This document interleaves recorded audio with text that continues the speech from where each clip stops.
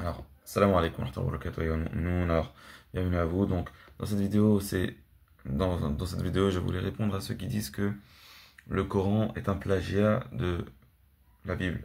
Soi-disant, selon eux, Muhammad ibn Abdullah, sallallahu alayhi wa sallam, Rasulullah sallallahu alayhi wa sallam, il aurait pris de la Bible et il aurait mis ça dans le Coran Karim. Mais ça, subhanallah, c'est faux.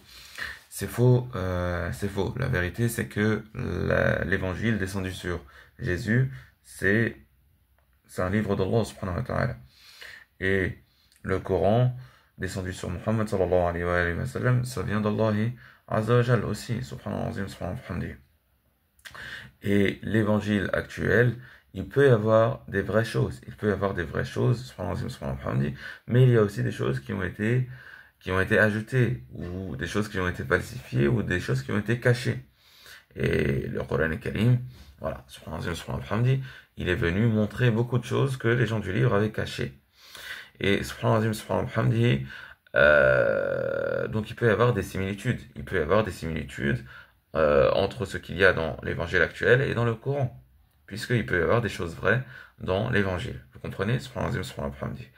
Deuxième chose, quand les gens du livre vont nous dire à nous, les musulmans, alhamdulillah, des choses de la religion, qu'est-ce qu'est notre comportement? À part si c'est quelque chose qui est connu comme faux, comme le fait de dire que Allah tabaraka wa ta'ala a eu un fils, ou que Jésus, alayhi salam, est Dieu, et ça c'est une parole de kufr, c'est une parole de mécréance, à part ces choses-là qui sont connues comme faux, on va pas nier ce que disent les gens du livre à propos de la religion, et on va pas non plus confirmer.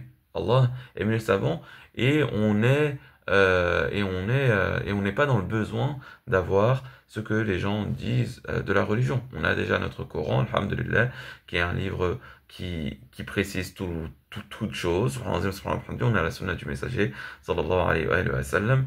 On n'a pas besoin aller voir ni des juifs, ni des chrétiens, ni qui que ce soit, pour apprendre notre religion. On a déjà la religion, et celui qui veut aller vers Allah, il doit emprunter le chemin du dernier prophète envoyé à l'humanité, Muhammad ibn Abdullah, sallallahu alayhi wa sallam. Et Allah subhanahu wa ta'ala dit dans le Coran Karim, Inna ad-dina 'inda Allahi al-Islam.